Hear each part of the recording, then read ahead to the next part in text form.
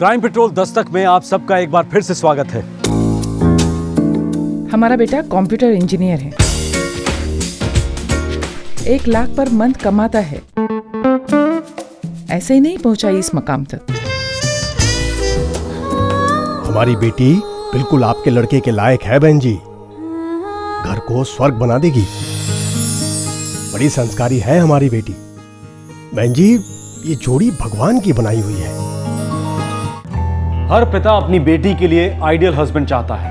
हर माँ अपने बेटे के लिए अपनी ही जैसी प्यार करने वाली पत्नी चाहती है। हर माँ बाप के अरमान होते हैं कि उन्हें ऐसी बहुएं और दामाद मिलें जो उनके लाडलों के लिए एकदम परफेक्ट हो।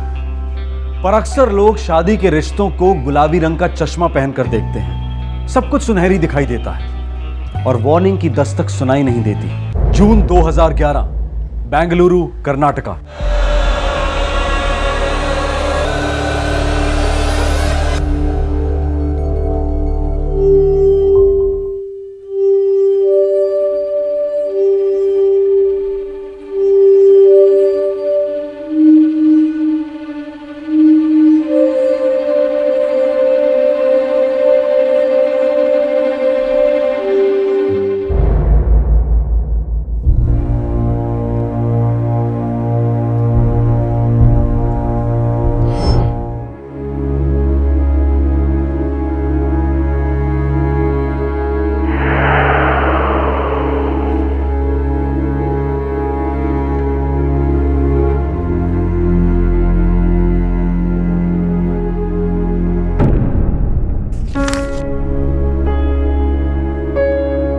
स्वीटू, आज मैं आपको हमेशा के लिए छोड़ के जा रही हूँ। मैं वहाँ जा रही हूँ जहाँ से कोई वापस नहीं आता। अपनी आज़ादी भरपूर एंजॉय करना। Bye forever Sweetu. अब तो मुस्कुराना, और हाँ, सिगरेट ज़रूर छोड़ना। तुम्हारे दर्द को हमेशा के लिए मिटा रही हूँ मैं। 10 जून 2011, खुशी ने अपनी 23 साल की जिंदगी खत्म करने की ठान ली है। आज की डायरी की एंट्री शायद उसकी आखिरी एंट्री होगी। ये डायरी उसने जनवरी 2011 में लिखनी शुरू की थी, जब उसकी सगाई जीतू के साथ हुई। अपनी डायरी में खुशी प्यार से जीतू को स्वीटू कहती थी। 17 जनवरी मेरी और जीतू जी की एंगेजमेंट है। हाँ, ये अरेंज रिश्ता है। जीतू जी को मेरे पेरेंट्स ने मेरे लिए सिलेक्ट किया, पर मेरी तरफ से ना ये लव मैरिज है, क्योंकि आज सुबह 4:30 बजे मुझे जीतू जी से प्यार हो गया। उन्होंने मेरे साथ 1 घंटा नॉन स्टॉप फ़ोन पर बात की। इतना रोमांस था कि लिखते लिखते भी हाथ कांप रहे। मैं अब हर मिनट हर सेकंड गिन रही हूँ। वो 16 को बेंगलोर से आ रहे हैं फ्लाइट से। फिर हमारी एंगेजमेंट है, मेरी ज़िंदगी का सबसे बड़ा दिन। बाय द वे, आज मैंने पहली बार अपने स्वीटू से आई लव यू कहा।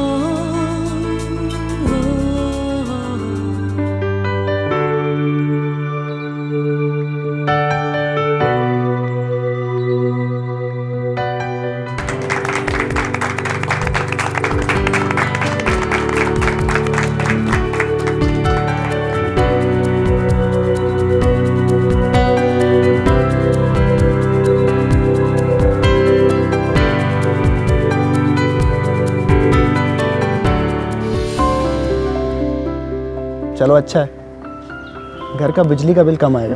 क्या? तुम्हारा चेहरा कितना शाइन कर रहा है। हमेशा ऐसे ही चमकता है या फिर आज ही? नहीं, वो आज आप पास बैठे हैं ना, शायद इसलिए। ठीक है, हम थोड़ा और पास आ जाते हैं। सही में यार, अब तो घर में लाइट्स की भी जरूरत नहीं पड़ेगी।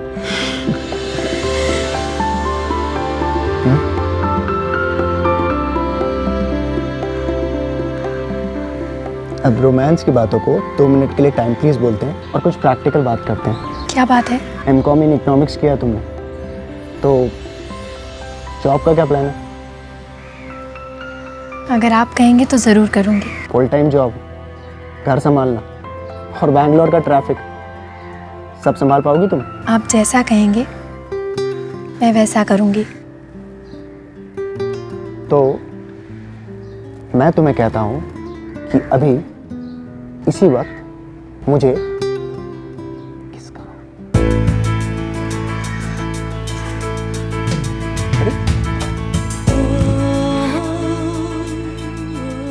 अच्छा, गाल पे किस कर रहे हो? शर्म आ रही है तो लिप्स पे कर दो।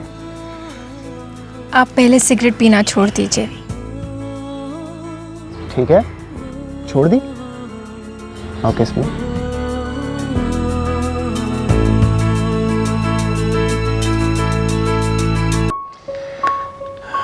बेटे, ये 1 लाख रुपए हैं, ये अपनी मम्मी को दे दो। अंकल आप खुद क्यों नहीं दे देते मम्मी को? देखो बेटा, तुम जीतू की बहन हो, इसलिए मेरी बेटी जैसी हो, तो उस हक से तो कह सकता हूँ ना। दे दो ना प्लीज। प्लीज मत कहिए, मैं दे देती हूँ। जीते। देखिए माधुरी जी, ये दामाद जी की बहन नीला के लिए, उसे पसंद आएगा ना? हाँ हाँ, क्यों नहीं पसंद आएगा, ये तो बहुत खूबसूरत है। देखिए माधुरी जी, साड़ी हो या कोई भी और चीज़, अगर किसी भी चीज़ में ज़रा सी भी कमी लगे तो हमें बताइएगा, मैं बदलवा दूंगी। कैसी बातें कर रही हैं शांति बहन जी? अरे इतना सारा तो सब आपने किया है। एक ही तो बेटी है हमारी, उसे हम दुनिया की सारी खुशियाँ देना चाहते हैं। वैसे हमारी खुशी को सबसे बड़ी खुशी मिल गई है आपका जीतू। सच में ऊपर वाले की बहुत कृपा है, कितनी सुंदर जोड़ी रची है ना जी? बढ़ाई नहीं कर रहा हूँ, लेकिन मेरा एक बेटा 4 बेटों के बराबर है और मैंने भी उसे पूरा सपोर्ट किया है। वो तो नजर आ रहा है धर्म जी, ये तो हमारे नसीब अच्छे हैं कि हमें जीतू जैसा दामाद मिल रहा है। बढ़ाई नहीं कर रहा हूँ, लेकिन ट्रैक रिकॉर्ड उठाकर देख लो, 3 साल में 3 बड़े प्रमोशन ले चुका है, ग्रुप लीडर की पोजीशन पे है। अगले साल वाइस प्रेसिडेंट की पोस्ट हमारे जीतू को ही मिलेगी, देख लेना। जरूर मिलेगी, लेकिन छोटा मुंह और बड़ी बात, हमारी खुशी भी जीतू के कैरियर में 4 चांद लगा देगी। बिल्कुल बिल्कुल। ये तो आज स्वीटू और मैंने अपने प्यार के एनवेलप को किसके साथ सील किया। ओह गॉड, किस के बाद ना मुझे मीठे मीठे से चक्कर आ रहे थे, पर आज के दिन थोड़ी कड़वाहट भी थी। खुशी बेटा, मुझे सीधी बात करने की आदत है। जी मम्मी जी बताइए। मैंने बहुत मुश्किल से अपने बेटे को तुमसे शादी करने के लिए राजी किया है, तो इसलिए मैं चाहती हूँ कि उसकी शादी उसके स्टैंडर्ड के हिसाब से हो। मम्मी जी मुझसे कोई गलती हो गई क्या? तुमसे कोई गलती नहीं हुई बेटा, पर हाँ तुम्हारी मम्मी से गलती जरूर हुई है। अब देखो ना, जीतू के लिए क्या कपड़े सिलेक्ट करें? भाई हमारे कपड़े तो वाहियात हैं ही, लेकिन जीतू ये कपड़े तो बिल्कुल नहीं पहनेगा। मम्मी जी कल जब जीतू जी ने कपड़े ट्राई किए थे ना, वो बहुत स्मार्ट लग रहे थे। आप देखिएगा वो बहुत अच्छे लगेंगे उन कपड़ों में। तुम लोग हो छोटे शहर के लोग, है ना? भाई इस मल्टीनेशनल कॉर्पोरेट कल्चर के बारे में तुम क्या समझोगे? खैर छोड़ो, एक काम करो, तुम वो सारे कपड़े ना अपने किसी भाई को दे दो। हम जीतू के लिए यहाँ नए कपड़े बनवाएंगे बैंगलोर में, डिजाइनर कपड़े।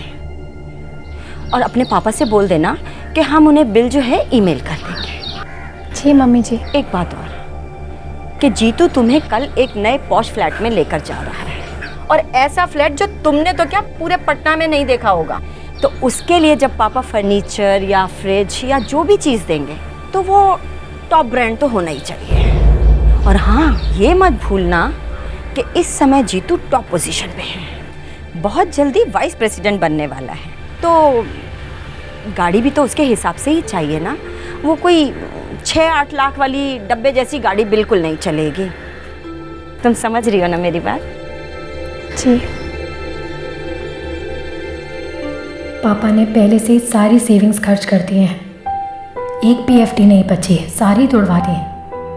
इस सब के बाद पापा ये सब कैसे अफोर्ड कर पाएंगे? किस मुंह से मैं ये सारी चीज़ें मांगूं? I mean, स्वीटू से मैं बहुत प्यार करती हूँ, नई ज़िंदगी स्टार्ट करने के लिए वेट नहीं कर सकती, लेकिन पापा मम्मी और भैया की ज़िंदगी का क्या? मैं उन पर इतना बड़ा स्ट्रेस कैसे डाल सकती हूँ? 4 लाख का फर्नीचर, 12 लाख की गाड़ी, 1 महीने में ये सब कहाँ से आएंगे? आप परेशान मत होइए पापा, मैं लोन ले लूँगा। बेटा मेरे ऊपर पहले से ही 2 लोन चल रहे हैं और अगले साल मैं रिटायर हो रहा हूँ। ये दोनों लोन भी तुम्हें ही चुकाने हैं। तब की तब देखेंगे जी, लड़का लाखों में एक है, हमारी खुशी राज करेगी। पापा, मुझे लगता है हमें शादी पोस्टपोन कर देनी चाहिए। कम से कम साल के एंड तक कुछ पैसे तो जुट जाएंगे ना। नहीं जी, शादी तो अगले महीने फरवरी में ही होगी। नहीं हुई तो हमारी कितनी बदनामी होगी बेटा। और अगर उन्होंने सगाई तोड़ दी तो? नहीं मम्मा, ऐसा नहीं होगा। जीतू जी मुझे बहुत पसंद करते हैं, वो मेरे लिए वेट करेंगे। लड़के वालों के लालच की हर बूंद दस्तक दे रही थी कि ये रिश्ता किसी भी एंगल से परफेक्ट नहीं है, पर सभी लोग आंखों पर परंपरा की पट्टी बांधे हुए थे और कानों में झूठी शान की रुई ठूसे हुए थे। लड़के वाले सारा आसमान मांग रहे थे और लड़की वाले नीलाम होने को तैयार थे। परंपरा। नई नवेली दुल्हन अपने पति और सासू मां को खुश करने के लिए आत्महत्या करने को तैयार हो गई थी। क्या यह भी परंपरा है?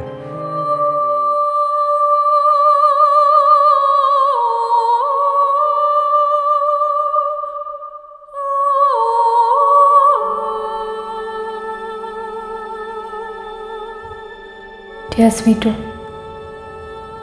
मेरे पापा मेरी शादी के बाद मुस्कुराना भूल गए हैं। तुम्हारी मॉम हमेशा दुखी सी रहती है कि मेरे पापा वो सब नहीं दे पाए जिससे तुम्हें आराम मिले। तुम उदास रहते हो क्योंकि तुम्हें गीता नहीं मिली। तुम्हारा पहला और आखिरी प्यार। जब सब इतने नाखुश हैं तो फिर खुशी कैसे खुश रह सकती है? दरअसल खुशी को जिंदा रहने का हक भी नहीं है। तुम्हारे प्यार के बिना वैसे भी मैं एक जिंदा लाश हूँ। जीतू, शादी में सिर्फ 1 हफ्ता बाकी है और पता है अभी कितने सारे काम रहते हैं। बैठने तक की फुर्सत नहीं है मुझे। एक ज़रूरी बात कहनी है तुमसे। मुझे पता है तुम मुझसे क्या कहना चाहते हो। I love you, right? खुशी में किसी और से प्यार करता था। क्या? हाँ, उसका नाम गीता है। हम दोनों एक दूसरे को बहुत चाहते थे। मुझे लगा ये बात तुम्हें पता होनी चाहिए। तुम अब भी उससे? नहीं खुशी, अब हमारे बीच में ऐसा कुछ भी नहीं है। तो फिर तुमने मुझे ये सब क्यों बताया? ज़रूरी था बताना खुशी, क्योंकि मैं और गीता अब भी अच्छे दोस्त हैं। सिर्फ दोस्त और कुछ नहीं। और मैं नहीं चाहता था कि शादी के बाद तुम्हें कोई अनप्लेजेंट शॉक मिले। जीतू, मैं सिर्फ ये जानती हूँ कि अब मैं 100% तुम्हारी हो चुकी हूँ और जब तक मैं जिंदा रहूँगी मैं ऐसी ही रहूँगी, सिर्फ तुम्हारी।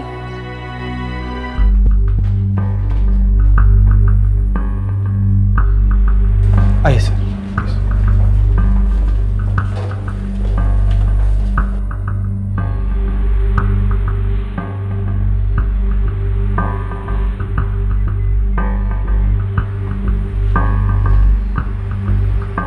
देखा, she was hanging from the fans. इन्हें नीचे किसने उतारा था? हम सब ने मिलकर उतारा था, देखा ही नहीं जा रहा था सर। देवेन सर।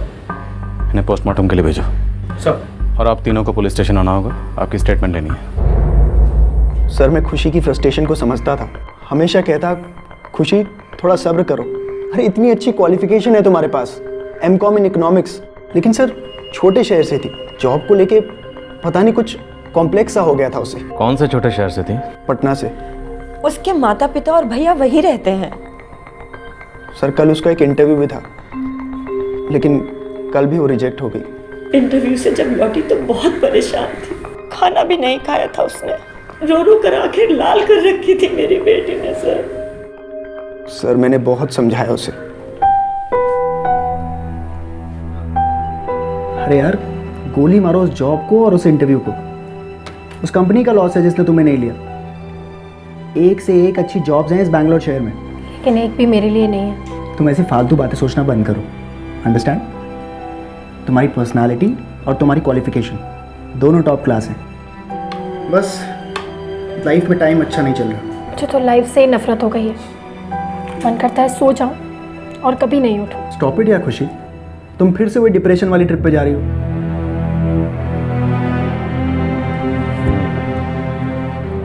तो सिर्फ जॉब ना मिलने की वजह से आपकी पत्नी ने सुसाइड कर लिया?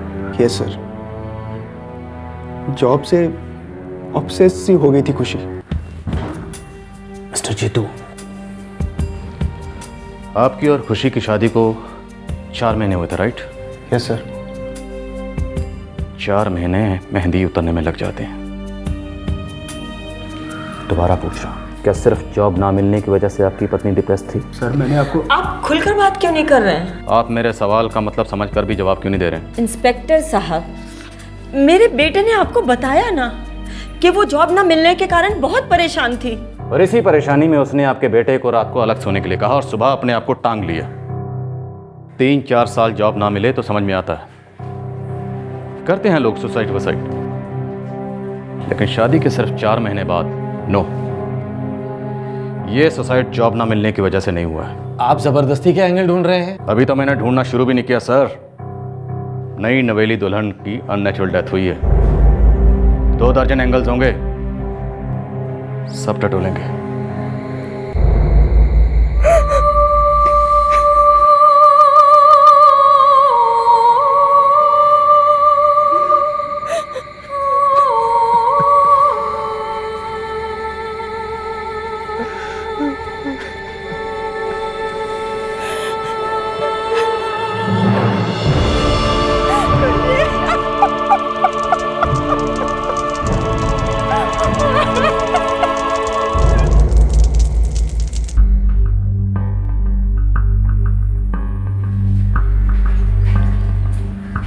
सर, सगाई से लेकर परसों तक लगभग हर दिन लड़की ने डायरी लिखी है। पति पत्नी में कोई अनबन? फरवरी 28 को शादी हुई और 3 मार्च को खुशी जीतू के साथ बैंगलोर आ गई। उस दिन से लेकर परसों तक काफ़ी दर्द है सर। जॉब को लेकर? बहुत कम, ज़्यादातर घरेलू प्रॉब्लम। देखो,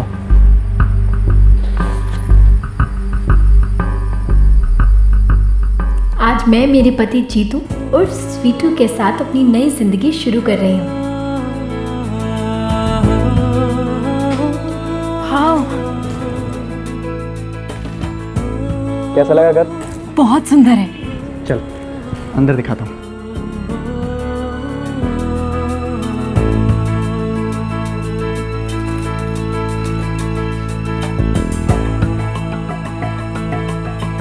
प्लीज गेट अप। पर आज के सुपर दिन पर मुझे एक सुपर शॉक भी मिला है। इस बेड पर कभी नहीं सोना। क्या बात है? इस बेड को कभी यूज मत करना। पर क्यों? इस बेड के साथ मेरी और गीता की बहुत ही प्राइवेट और ब्यूटीफुल मेमोरीज जुड़ी हैं।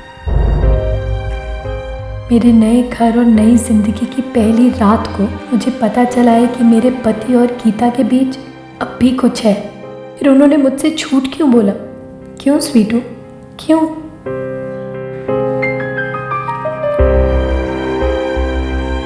मुझसे शादी करते ही नहीं मदर इन लॉ ने भी स्वीटू पर इतना जोर क्यों डाला? और मेरे पेरेंट्स, उन्हें कोई हिंट क्यों नहीं मिला? और मैं बुद्धू नंबर 1, मुझे क्यों नहीं समझ आया कि स्वीटू मुझसे प्यार नहीं करते? खुशी जी? 5 दिन के कपड़े पैक करना, शायद 1 आध दिन और लग जाए। जीतू, हम अपने हनीमून पे कब जाएंगे? यार खुशी, तुम्हारी प्रॉब्लम क्या है? हैं? मैं अपना काम करूं या टाइम वेस्ट करता रहूं? अरे ऐसी क्या बात हो गई है? आप ऐसे क्यों बिहेव कर रहे हैं? शादी को 3 हफ्ते भी नहीं हुए हैं और स्वीटू मेरे साथ सिर्फ हाँ या ना में बातें करते हैं। मुझे पता है कि वो मेरे साथ खुश नहीं है। उन्होंने एक कॉम्प्रोमाइज़ किया है अपनी मम्मी को खुश करने के लिए, लेकिन मेरा क्या? मेरी खुशियाँ मायने नहीं रखती। खुशी बेटा, जीतू आजकल बहुत उदास रहता है। ऐसे तो नहीं चलेगा। उसे खुश रखना तुम्हारी ड्यूटी है। जी मम्मी जी। और देखो बेटी, वो जीतू तुमसे शादी करने के लिए सिर्फ इसलिए तैयार हुआ था क्योंकि तुम्हारी मम्मी जी ने जोर दिया था। अब तुम उन्हें तो गलत मत साबित करो। मेरी बेटी बहुत डिप्रेस थी इंस्पेक्टर। ये डिप्रेशन के दौरे शादी से पहले ही पड़ते थे? नहीं इंस्पेक्टर साहब, वो सिर्फ शादी के बाद ही डिप्रेस हुई थी। कोई कारण तो होगा। जीतू, मेरा जीजा। क्या किया उसने? मैं गया था 1 महीने के पहले अपनी बहन खुशी से मिलने उसके घर। जीतू और खुशी के बीच में कुछ भी सही नहीं चल रहा था। जीतू मेरी बहन से ढंग से बात तक नहीं करता था, सिर्फ उस लड़की गीता की वजह से। जीतू ने तक बोल भी दिया था हमारी बेटी को कि जून में तलाक दे देगा और शादी कर लेगा उस गीता से। इंस्पेक्टर साहब, जीतू, उसकी माँ और उसका बाप तीनों जिम्मेदार हैं मेरी बेटी की मौत के लिए। 3 लोग और जिम्मेदार हैं खुशी की मौत के। कौन इंस्पेक्टर साहब? खुशी के माता पिता और खुशी के भैया। ये क्या कह रहे हैं आप? मैं कुछ नहीं कह रहा। आपकी बेटी की डायरी सब कुछ कह रही है, जिसमें शादी के पहले दिन से लेके सुसाइड के 2 मिनट पहले तक की दास्तां है। कितना दुख, कितना दर्द, और आप लोगों को भनक तक नहीं लगी। और उसने तो हमें कभी शिकायत ही नहीं की। कैसे बताती? आप लोगों ने उसे टीवी सीरियल की बहू बनने की ट्रेनिंग जो दे रखी थी। चुप रहो, सहो, सब कुछ सहो। सहना ही तुम्हारा धर्म है, यही सिखाया था ना उसे। हमें लगा था एक बार बच्चा आ जाएगा तो। बच्चा कहां से आता? उसका पति तो उससे बात तक नहीं करता था। बेडरूम्स तक अलग अलग थे दोनों के। और तुम बड़े भैया, तुमने तो फर्स्ट हैंड सब कुछ देखा था ना, फिर भी चुप रहे। राखी क्या सिर्फ टाइम पास के लिए बंधवाते थे? उधर तुम्हारी बहन जलील हो रही थी, घुट घुट के मर रही थी, और तुमने उंगली तक नहीं उठाई। अब शादी हो गई थी तो क्या जिम्मेदारी खत्म? शादी के बाद तुम तीनों ने उससे पल्ला झाड़ लिया, छोड़ दिया उसको उसके हाल पे मरने के लिए। इंस्पेक्टर साहब, हम मानते हैं कि हम तीनों से बहुत बड़ी भूल हुई है, लेकिन जुर्म तो उन तीनों ने भी किया है। क्या आप उनके खिलाफ कोई एक्शन नहीं लेंगे? जरूर लूंगा, लेकिन मुझे अफसोस सिर्फ इस बात का है कि मैं उस मासूम की जान नहीं बचा सका। काश ये डायरी उसके सुसाइड करने से पहले मेरे हाथ लग जाती। पता नहीं हम कौन सी सदी में जीते हैं, और न जाने कैसी कैसी सोच होती है लोगों की। किसी का दिल टूटा है, इमोशनली घायल है, सॉल्यूशन शादी। और अगर शादी में कोई भूचाल आ गया तो सॉल्यूशन बच्चा। हम ये क्यों नहीं समझ पाते कि शादी और बच्चा सॉल्यूशन नहीं बल्कि जिम्मेदारियां हैं। वो जिम्मेदारियां जो 2 मंझे हुए सेंसिबल लोग उठाते हैं, जो एक दूसरे से बहुत ज्यादा प्यार नहीं तो कम से कम एक दूसरे की इज्जत करते हैं, भरोसा करते हैं। लेकिन जीतू और खुशी की शादी की नींव की ईंटें ही खोखली थी। सर, ये क्या कर रहे हैं आप? सर, अरे भाई, क्या क्या कर रहे हो आप लोग? अरे कहाँ ले जा रहे हो उसे? क्या बदतमीजी है ये? टेंशन मत लीजिए आंटी जी, एक बार खुशी की डायरी राइटिंग एनालिसिस से वापस आ जाए, फिर आप दोनों को भी लेने आता हूं। यस सर, मैं खुशी से शादी करके खुश नहीं था। मैं गीता से प्यार करता था सर, आज भी करता हूं। तो छक मनाने के लिए शादी की थी खुशी से? सर, मैंने ये शादी सिर्फ अपनी मॉम की खुशी के लिए की थी। दूध पीते बच्चे नहीं हो तुम, एक लड़के की जिंदगी बर्बाद कर दी तुमने। सर, मैंने समझाया था उसे, बोला था अलग हो जाते हैं, डिवोर्स चाहिए मुझे। देखो खुशी, मैं तुम्हारे साथ कभी खुश नहीं रह सकता, इतना तो तुम समझ ही गई होगी अब तक। लेकिन मैं यही जानना चाहती हूँ कि मैं ऐसा क्या करूँ जिससे तुम खुश हो। छोड़ दो मुझे। ऐसा कभी नहीं हो सकता। लेकिन ऐसा हो रहा है, और इसी जून में हो रहा है। क्या? मैं जून में डिवोर्स के लिए फाइल कर रहा हूँ। और उस गीता से शादी कर रहे हो? हाँ यार, करूँगा शादी। तो पहले ही कर लेते। क्यों मेरी जिंदगी ऐसे बर्बाद की? पापा के सर पे इतने सारे लोन्स, मम्मी के अरमान।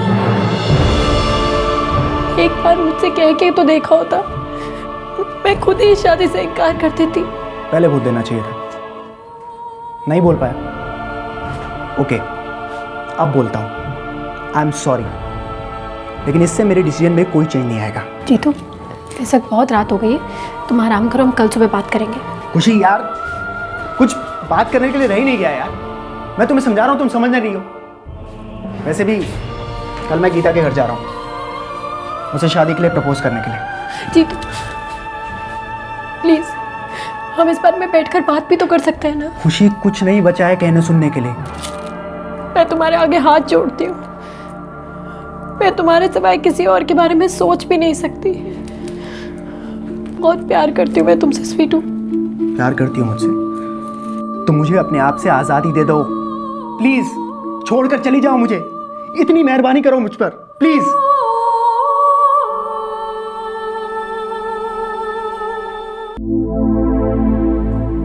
जून 10, उस दिन तुम्हारी गर्लफ्रेंड गीता का जन्मदिन था। Yes sir. और उसी दिन तुमने अपनी पत्नी खुशी से डिवोर्स की बात की और अकेला छोड़ दिया उसे रोती हालत में। मेरी भी हालत कोई बहुत अच्छी नहीं थी। कभी दिल नहीं किया अपनी पत्नी की डायरी पढ़ने का? सर मेरा उस पर दिल ही नहीं था, तो फिर डायरी पढ़ने का सवाल ही नहीं उठता। सर मैं सच बोल रहा हूँ sir. Sir I didn't love हर। प्यार नहीं करता था मैं उससे। सर मेरे मन में उसके लिए कोई फीलिंग्स नहीं थी। सर मैं ऑनेस्टली बोल रहा हूँ। ऑनेस्टी के लिए तुम्हें नोबेल प्राइज मिलना चाहिए। यही ऑनेस्टी अगर जत्ती भर भी शादी से पहले दिखाई होती ना, तो वो लड़की आज जिंदा होती, उसका बाप कर्जे तले नहीं डूबा होता। ऑनेस्टी ये है मिस्टर जीतू कि तुमने खुशी को एक खिलौने की तरह इस्तेमाल किया है, सुसाइड करने पर मजबूर किया उसे। आईपीसी दफा 304 भी और 429 से दोनों लागू होंगी और उम्मीद करता हूं कि कम से कम 20 साल के लिए जेल में जाओ और सड़ो।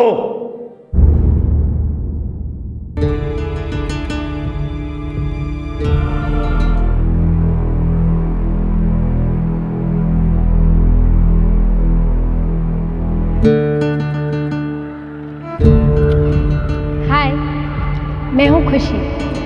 मेरे पेरेंट्स कहते हैं कि मैं सबके चेहरे पर स्माइल ले आती हूँ।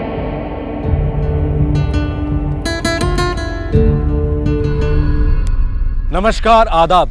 क्राइम पेट्रोल दस्तक में आप सभी दर्शकों का एक बार फिर से स्वागत है।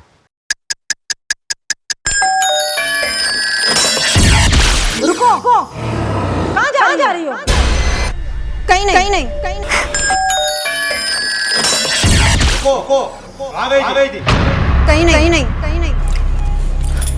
माँ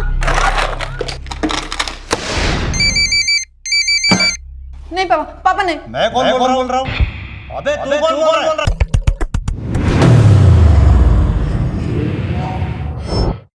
जवान बच्चों की प्रिवेसी और आजादी को लेकर हर घर में महाभारत होती है।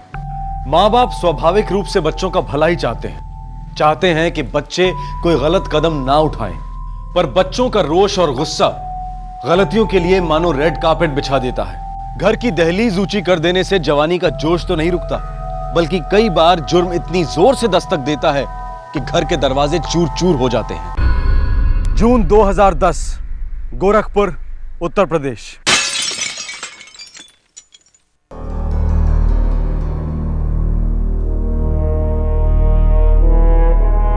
देख माला, तू कहां छोड़ या अपना सर, इतनी दूर तू अकेले नहीं जाएगी।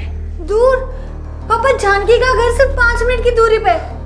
फास्ट वॉकिंग करूंगी, सिर्फ 3 मिनट में पहुंच जाऊंगी। कुछ होने के लिए 2 सेकंड लगते हैं। तो ठीक है, मैं जानकी की बर्थडे पार्टी में नहीं जाऊंगी। देख माला, तू नहीं जाएगी तो जानकी बुरा मान जाएगी। तेरी खास सहेली की सालगिरह है, ऐसा नहीं करते। तू तैयार हो जा, जॉली तुझे छोड़ आएगा। माँ, बर्थडे पार्टी मजाक बन के रह जाएगी। मेरे सारे फ्रेंड्स कितना हंसेंगे मुझ पर। अरे यार, मैं को तुझे अंदर तक थोड़े ना छोड़ने आ रहा हूँ, दरवाजे से छोड़कर चला जाऊंगा बस। चल तैयार हो जा।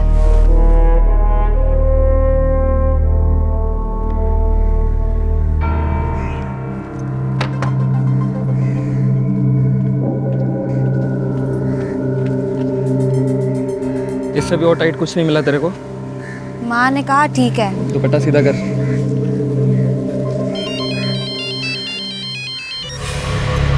हाँ जानकी, बस 1 मिनट में पहुँच रही हूँ।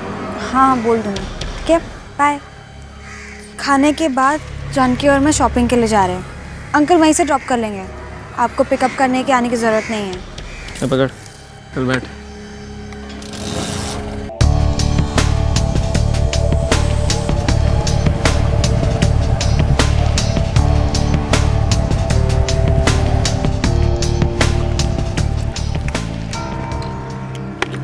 ये शॉपिंग वॉपिंग जो भी है शाम 6 बजे का तेरा कर्फ्यू टाइम है, भूलना मत। मैं कभी भी कुछ नहीं भूलती। ज़्यादा डायलॉग मत मार, समझी? और ये दुपट्टा सीधा कर।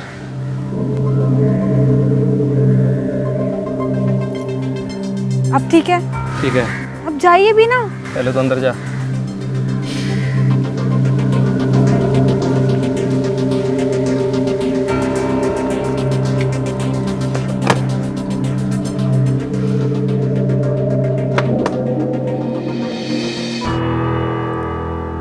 हाय माला, इतनी देर क्यों कर दी? सॉरी।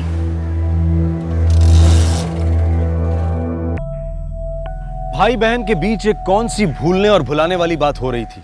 गोरखपुर का ये दुबे परिवार आखिरकार अपनी बेटी माला के साथ इतनी सख्ती और अविश्वास के साथ क्यों पेश आ रहा था? सहेली जानकी के जन्मदिन के जश्न के बाद जानकी के पिता माला को 6 बजे के पहले घर छोड़ने वाले थे, जो कि माला का कर्फ्यू टाइम था। 6 बज गए, 6:30 बज गए, लेकिन माला घर नहीं लौटी और उसका फोन भी स्विच ऑफ आ रहा था।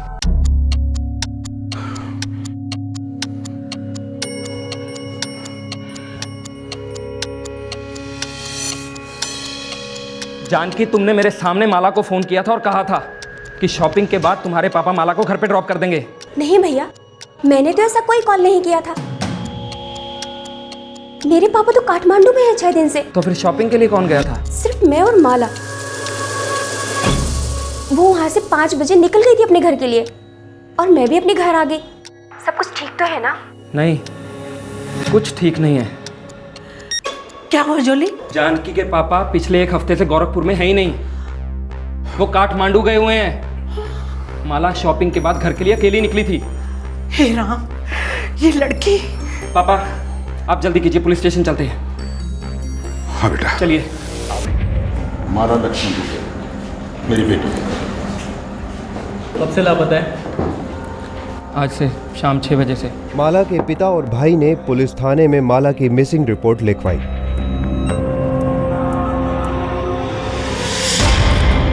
पर पुलिस को इस रिपोर्ट में कुछ बातें मिसिंग लगी। सर लड़की का फोन नहीं लग रहा है, स्विच ऑफ है। यही तो मैं कब से कह रहा हूँ। लेकिन कुछ बातें खुलकर बताई नहीं है आपने अब तक। कैसी बात है इंस्पेक्टर साहब? आपकी बेटी माला, उसने झूठ क्यों बोला कि उसकी सहेली के फादर उसको ड्रॉप करने वाले? शायद वो अपने आप से आना चाहती थी। क्योंकि उसे अपने आप से जाने नहीं दिया गया, इसलिए।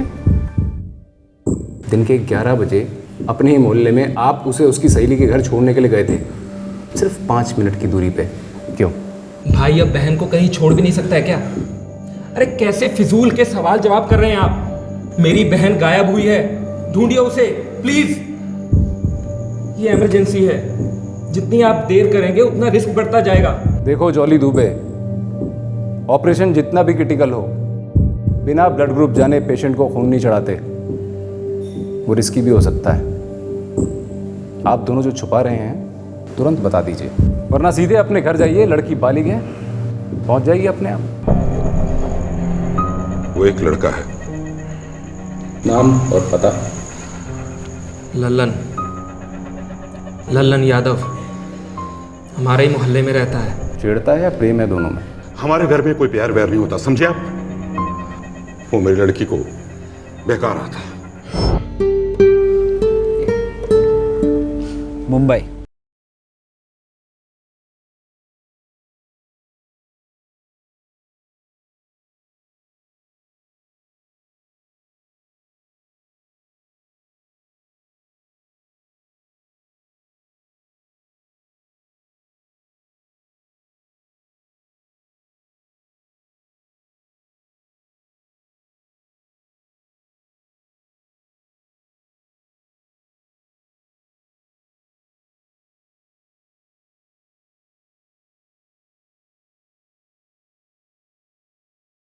वाले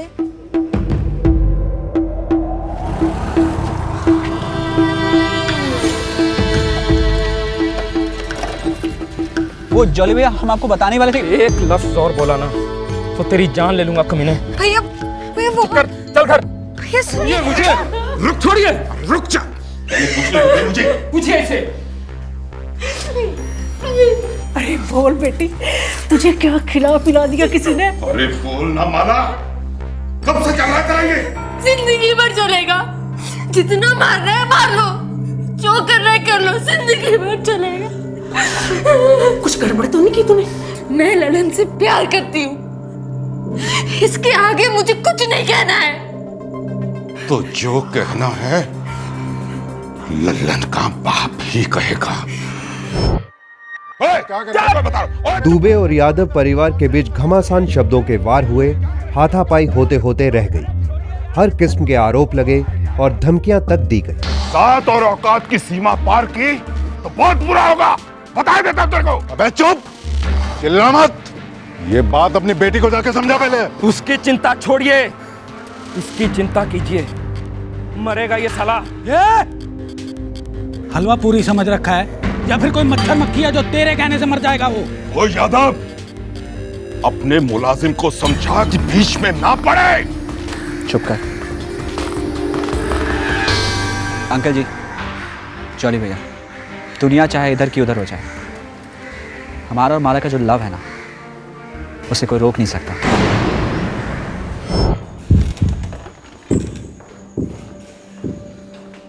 सर सुबह 11 बजे जो फ़ोन आया था, जो इनको लगा शायद उसकी सहेली का होगा, सर वो दरअसल ललन यादव का था। और उसके बाद सर शाम को 5 बजे उसकी दोबारा बात हुई थी। उसकी सहेली जानकी बता रही थी कि 5 बजे के आसपास वो दोनों शॉपिंग सेंटर से अपने अपने रास्ते गए थे। माला वहीं से घर के लिए निकली थी। मैं तो कहता हूँ जरूर इसमें उस ललन की चाल है।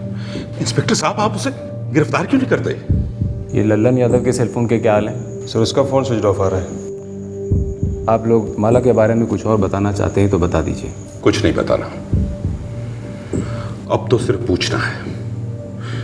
उससे ढेर सारे सवाल पूछने हैं। इंस्पेक्टर साहब, आप मेरी माला को सही सलामत घर पहुंचा दीजिए बस।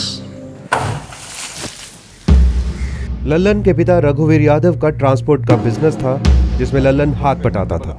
ओ भैया जल्दी कर यादव, गाड़ी 2 घंटे में भेजनी है। काम के सिलसिले में लल्लन का काफी घूमना फिरना होता था। मदद कर यार। बिजनेस अच्छा चल रहा था, लल्लन के हाथ कभी तंग नहीं होते थे।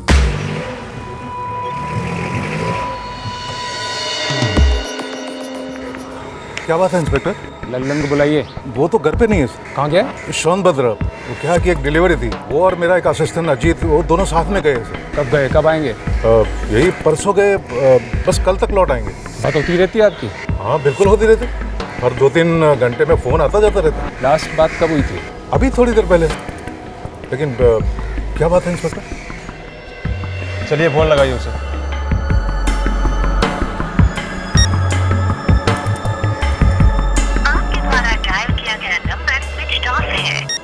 सॉरी सर, वो स्विच ऑफ आ रहा है। कल शाम 6 बजे से उसका फ़ोन स्विच ऑफ है।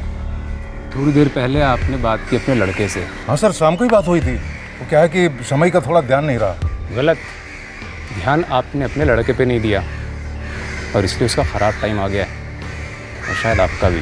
देखिए, आप मुझे बात बता क्यों नहीं रहे, और ये लल्लन के बारे में आप इतनी पूछताछ क्यों कर रहे हो? मेरा बेटा ठीक तो है ना? देखिए वो तो हमें भी नहीं पता, पर जब भी मिलेगा ना तो सब कुछ बता देगा जो हम जानना चाहते हैं। लल्लन किस माल की डिलीवरी के लिए गया है सोनभद्र? रेत की। एड्रेस और ट्रक का नंबर लाओ। 1 मिनट से।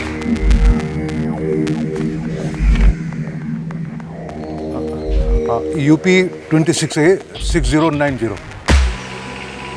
गोरखपुर पुलिस टीम ने सोनभद्र में कंफर्मेशन की। लल्लन ने पार्टी को रेत की डिलीवरी की तो थी, लेकिन वो उसी दिन गोरखपुर लौट गया था।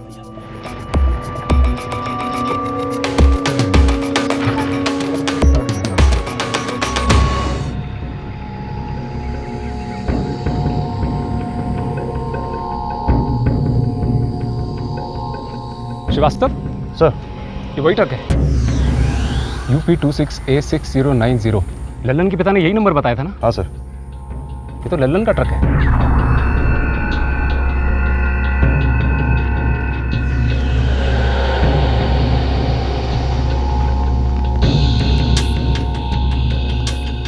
लगता है डिलीवरी के बाद ट्रक यहीं छोड़ गया।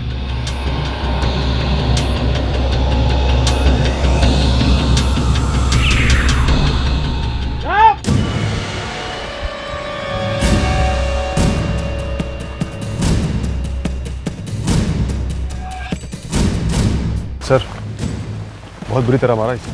लाश का सर पूरी तरह कुचला हुआ था, इसलिए उसकी शिनाख्त करना नामुमकिन सा लग रहा था, पर लाश के पास से मिली चीजों की मदद से उसकी पहचान हो गई। सर, माला लक्ष्मण दुबे, गोरखपुर।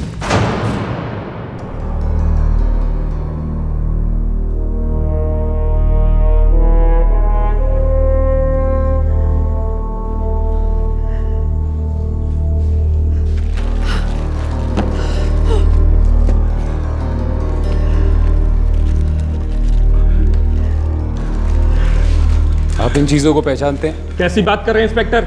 आप भी पहचानते हो? मेरी बहन कहाँ है? क्या हुआ उसके साथ? आपको बॉडी आइडेंटिफाई करनी होगी।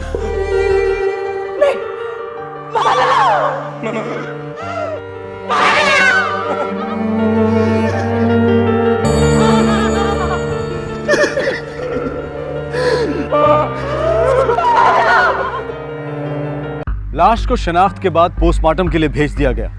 दुख के अंधेरे में डूबा दुबे परिवार अब आग बबूला हो उठा। वो लल्लन यादव के सर की मांग कर रहे थे। वो उसे अपनी बेटी का हत्यारा बता रहे थे।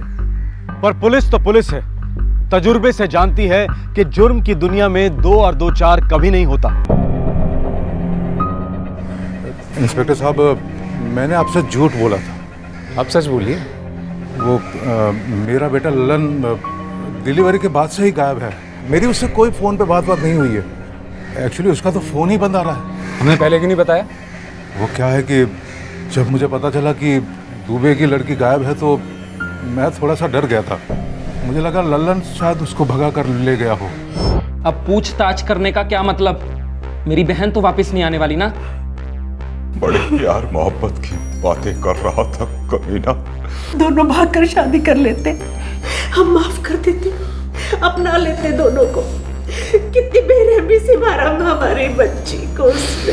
जाकर ढूंढिए उस लल्लन को और एनकाउंटर कर दीजिए उसका। उसकी सहेली जानकी, उसका नंबर मिलेगा? रेत की डिलीवरी के बाद पैसे मिले होंगे? जी, 70,000 रुपये। आपको लगता है कि आपका लड़का 70,000 रुपये और दुबे की लड़की माला को लेके भागा था? मेरा बेटा माला का खून क्यों करेगा? वो तो भाग रहा था उसके पीछे, पागलों की तरह चाहता था उसे। मुझे तो मेरे लल्लन के लिए अब थोड़ा सा डर लग रहा है। उसके गायब होने के बाद किसी को भेजा आपने उसे ढूंढने के लिए? सर, मेरा असिस्टेंट अजीत अगर होता ना तो चुटकी बजाकर उसको लेके आता था। वो भी उसके साथ गया था, लेकिन फिर उसको छोड़ के वो अपने घर लखनऊ चला गया। कितने साल से काम कर रहे हैं? 1 साल से। पूरा नाम? अजीत गौर।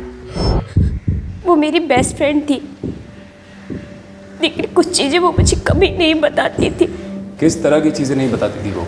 आप तो जानते होंगे सर, उसकी फैमिली और लल्लन यादव की फैमिली के बीच प्रॉब्लम थी। लेकिन लल्लन और माला के बीच तो प्यार था। वो कभी कुछ बताती नहीं थी उनके अफेयर के बारे में।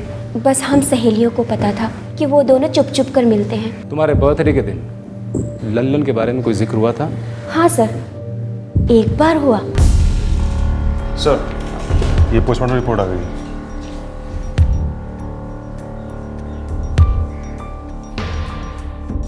तुम कह रही थी लल्लन के बारे में कुछ जिक्र हुआ था, कब हुआ था? जब हम शॉपिंग गए थे सर, माला ढेर सारे कपड़े खरीद रही थी। देख जरा, मस्त कलर है ना? बहुत प्यारी लग रही है। भैया ये वाला पैक कर लो, ये तो मैं ले रही हूँ। और वो वाला दिखाना ना। माला, तू पागल हो गई है? हो नहीं गई हूँ, पहले से ही थी। पता नहीं है क्या तुझे? अरे इतने सारे कपड़ों का कितना बड़ा बिल आएगा? डार्लिंग, एक अमीर बॉयफ्रेंड होने के ना अपने ही फायदे हैं, और लल्लन के लिए पैसे हाथ का मेल है, समझी? इतने सारे कपड़े घर पे एक्सप्लेन कैसे करेगी? अब मैं ना अपना खुद का घर बनाऊंगी, वहां पे तो सब कुछ नया होगा, सब कुछ। हाँ चली भैया, बस शॉपिंग हो गई है, 20 मिनट में पहुंच जाऊंगी।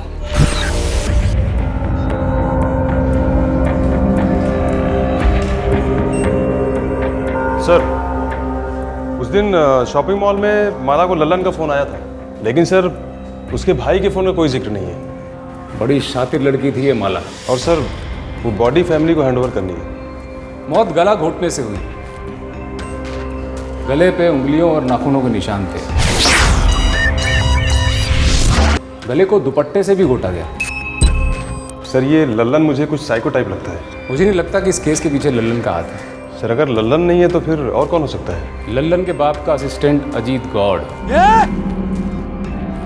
कर्म कुंडली खोलो इसकी। दिल पर भारी पत्थर रखकर लक्ष्मण दुबे ने अपनी इकलौती जवान बेटी का अंतिम संस्कार किया। इस परिवार के लिए माला की मौत का सदमा बर्दाश्त से बाहर था। वो उसे दुल्हन के रूप में देखना चाहते थे और यहां चिता पर उनसे उसका चेहरा भी नहीं देखा जा रहा था।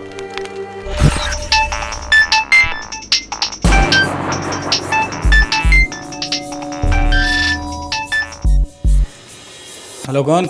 अजीत, मैं गोरखपुर पुलिस स्टेशन से सब इंस्पेक्टर श्रीवास्तव बोल रहा हूँ। नमस्ते साहब, क्या बात है साहब? तुमसे कुछ बात करनी थी। कहाँ हो तुम? थाने आ सकते हो? नहीं साहब, वो आज मैं किसी काम से लखनऊ आया होता साहब, तो कल मैं गोरखपुर आ रहा हूँ साहब, तो सीधा थाने ही आ जाता हूँ ना साहब। वैसे बात क्या थी साहब? वैसे बात थोड़ी अर्जेंट है, कल तक वेट नहीं कर सकता, आज बात करते हैं। क्या साहब, बात क्या साहब? अजीत के मोबाइल नंबर और इंस्ट्रूमेंट ट्रैकिंग से पुलिस को पता चल गया कि वो लखनऊ में नहीं बल्कि गोरखपुर में ही था। पुलिस को इस बात की भी जानकारी थी कि अजीत का पहले भी क्रिमिनल रिकॉर्ड रह चुका है। 3rd डिग्री के इस्तेमाल के बाद अजीत बोल पड़ा और इस केस की सच्चाई सामने आई।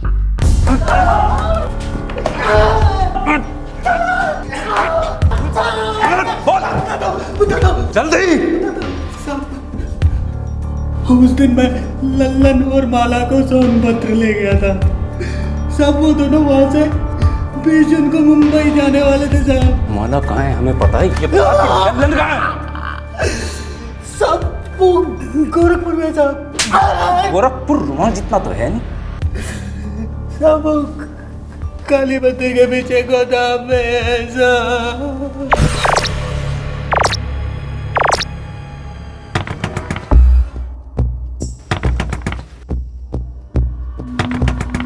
कौन है?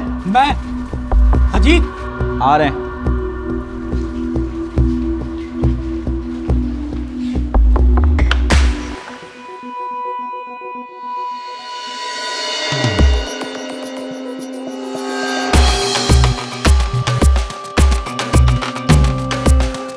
भागने की कोशिश की तो तेरे को जिंदा नहीं पकड़ेंगे।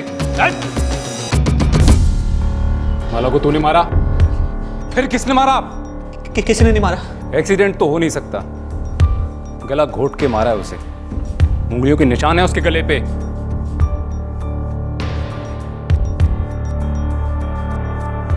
श्रीवास्तव सर, दरवाजा खोल के देखो क्या होता है। सर,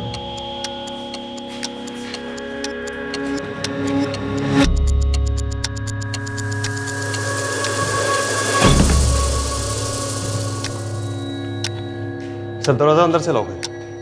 कौन है अंदर? लल्लन कौन है अंदर?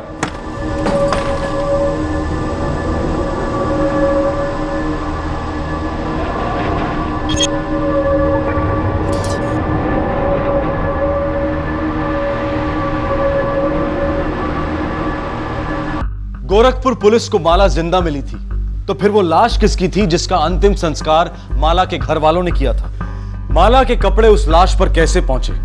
क्या राज था उस लाश के पीछे? जब खुलासा हुआ तो सबके होश उड़ गए।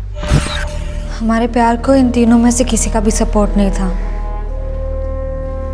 इसलिए हम एक दूसरे का सहारा बने। 3 महीने पहले हमने शादी कर ली थी।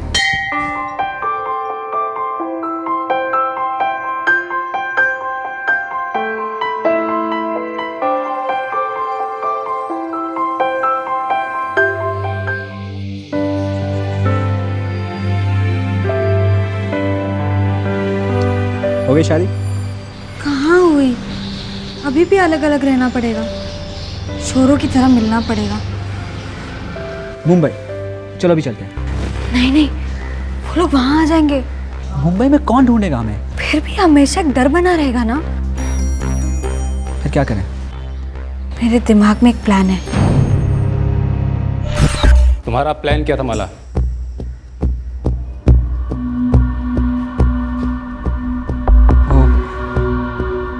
प्लान मैंने अजीत को बताया था। क्या था वो प्लान? हो तो सकता है। पैसे लगेंगे। कितने? 25-30। 35। चल 40 दूंगा, काम हो जाना चाहिए। माला जानती है ये सब? उसी का प्लान है। हो तेरी, संभल के रहना बच्चे, बहुत शातिर औरत है। तुझे क्या है, काम से काम ले। ये रे 10,000 एडवांस।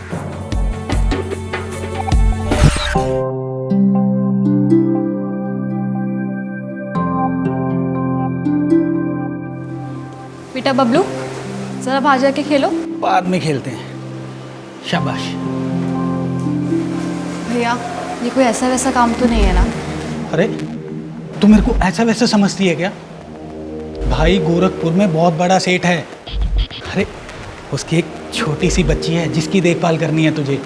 उनकी बीवी बीमार रहती है और सेठ ने तो यहाँ तक भी कहा है कि अगर उन्हें तेरा काम पसंद आया तो वो तेरे बबलू का भी पूरा खर्चा उठा लेंगे। सच? और नहीं तो क्या। अरे इससे अच्छा मौका नहीं मिलने वाला है तुझे। और तू तो जानती है कि एक जवान विधवा को पूरी दुनिया नोच के खाने को तैयार बैठी है। बस अब तू सोच मत और तैयार रहना। मैं बबलू को अपनी मासी के पास छोड़ दूँगी। बिल्कुल। अब तू अपने सेठ और सेठानी को एक हफ्ते में खुश कर दे, उसके बाद हम अपने बबलू को भी अपने साथ ही ले जाएंगे। मुझे तो ये सब सपना लग रहा है। आपकी बहुत बड़ी मेहरबानी रहेगी भैया मुझ पर। चंदा का पति एक ट्रक ड्राइवर था। हम दोनों की दोस्ती थी और वो एक एक्सीडेंट में मारा गया। उसके मरने के बाद चंदा और उसके बेटे बबलू को कोई कुत्ता भी नहीं पूछता था। अगर वो गायब हो भी जाती तो किसी को रत्ती भर भी फर्क नहीं पड़ता। हाइट और बॉडी बिल्कुल माला से मैच करती थी। हमने 15 तारीख का प्लान बनाया। मुझे डिलीवरी के लिए सोनभद्रा जाना था। उसी दिन इसकी सहेली का जन्मदिन भी था। लेकिन पापा और भैया मुझे अकेले कहीं नहीं जाने देते, इसीलिए मैंने एक प्लान बनाया। हेलो, हाँ तुम घर से निकली? बस 1 मिनट में पहुंच रही हूँ। ओके। खाने के बाद जानकी और मैं शॉपिंग के लिए जा रहे हैं। अंकल वहीं से ड्रॉप कर लेंगे। आपको पिकअप करने की आने की ज़रूरत नहीं है। हाँ चलिए भैया, बस शॉपिंग हो गई है। हाँ ठीक है। सुनो, हम ट्रक लेके हाईवे के पहले वाले ढाबे पे मिलते हैं, ठीक है? तुम रिक्शे से वहीं आओ। जी भैया। चल। कुछ दिन पहले ही ललन ने मुझे पैसे दिए थे शॉपिंग करने के लिए। मैंने मुंबई में एक नई ज़िंदगी बनाने के लिए सारे नए कपड़े खरीद लिए थे और अपनी बेस्ट फ्रेंड को भी आखिरी बार गले लगाया। मैंने चंदा को पहले से ही अपने घर पर ला रखा था और फिर उसे लेकर मैं हाईवे पर पहुंच गया। हम यहाँ क्यों खड़े हैं अजीत भैया? वो मेरे एक दोस्त है, वो उसकी बीवी आ रहे हैं। वो लोग सोनभद्रा जा रहे हैं तो हम लोग भी उन्हीं के साथ चलेंगे। लेकिन सेठ को तो हम गोरखपुर मिलने वाले थे ना? हाँ, आज वो सोनभद्रा गया तो उसने वहीं बुलाया है। अच्छी बात है। बस सेठ मुझे रख ले काम पे, दिल लगा कर काम करूँगा। फिर आप बबलू को ही मेरे पास ले आइएगा। हाँ बिल्कुल। ले गाड़ी भी आ गई।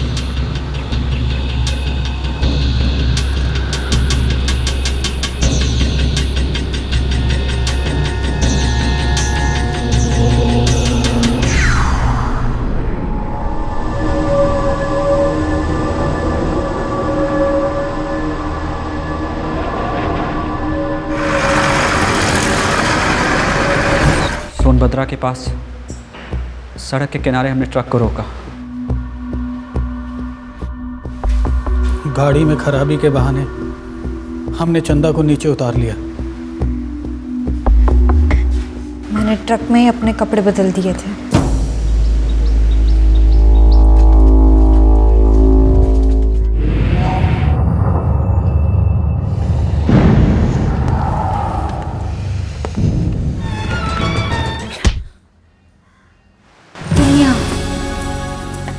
दुनिया यानी ये 3।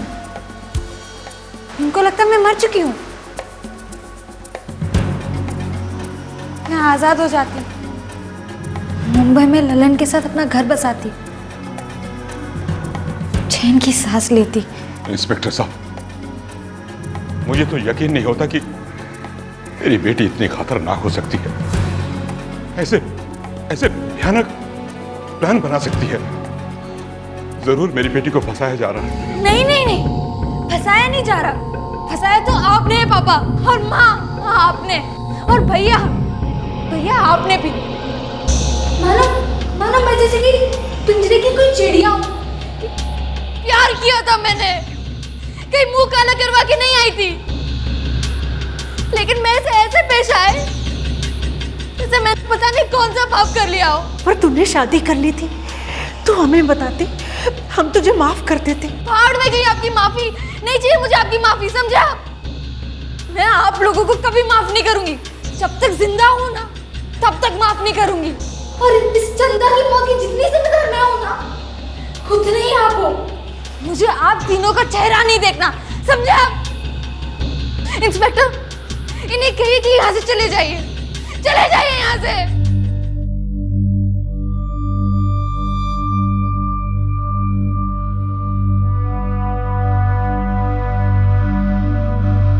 माला का ये प्लान था कि अपने से मिलती जुलती लड़की का खून करवा के वो सारी उम्र लल्लन के साथ चैन से रह सके, पर वो पकड़ी गई।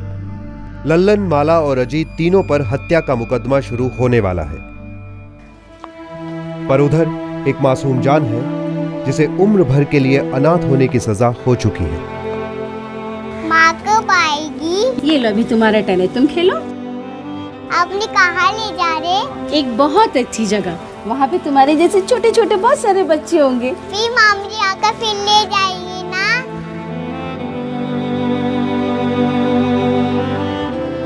माला और लल्लन ने अपनी प्रेम कहानी ढेर सारे खून से लिख डाली। अपना छोटा सा आशियाना बनाने के लिए उन्होंने एक छोटे से बच्चे का घर उजाड़ दिया, एक औरत की निर्दयी और क्रूर हत्या कर दी। काश माला के माता पिता ने उसके प्यार और उसकी जिद की दस्तक सुनी होती। जुर्म होने से पहले ही उन्होंने उसे कैद में डालकर मुजरिम करार दे दिया, उसकी आजादी और गरिमा कुचल कर रख दी। ऐसे में जुर्म तो होना ही था। फिर मिलेंगे, अपना ख्याल रखें, सुरक्षित रहें। जय हिंद। इस तरह के और भी एपिसोड देखने के लिए हमारे चैनल को सब्सक्राइब करें और बेल आइकन दबाना ना भूलें।